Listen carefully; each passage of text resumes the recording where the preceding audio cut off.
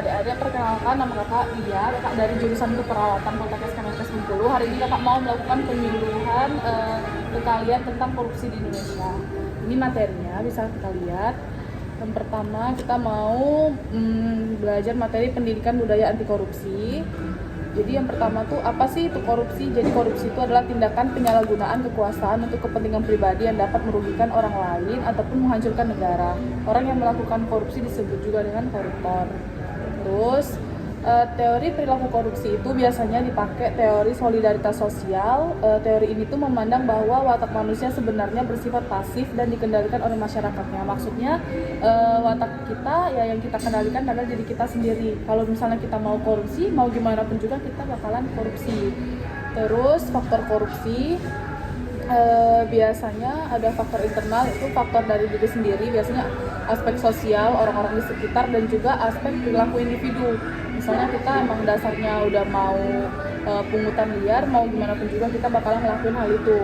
Terus juga yang kedua ada faktor eksternal, itu faktor di luar diri kita, aspek sikap masyarakat terhadap korupsi. Terus juga ada aspek ekonomi, misalnya orang itu nggak mampu, terus lagi dapat kesempatan megang kekuasaan ini, dia bakalan pungutan liar, dia bakalan gratifikasi ke orang-orang.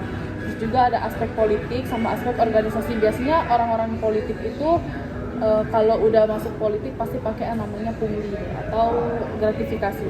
Terus juga ada cara pemberantasan korupsi, bisa dari penindakan dan juga pencegahan. Terus juga dari KPK sendiri mengelompokkan strategi pemberantasan korupsi itu menjadi 3, yakni represif, perbaikan sistem pemerintahan atau undang-undang, serta edukasi dan kampanye.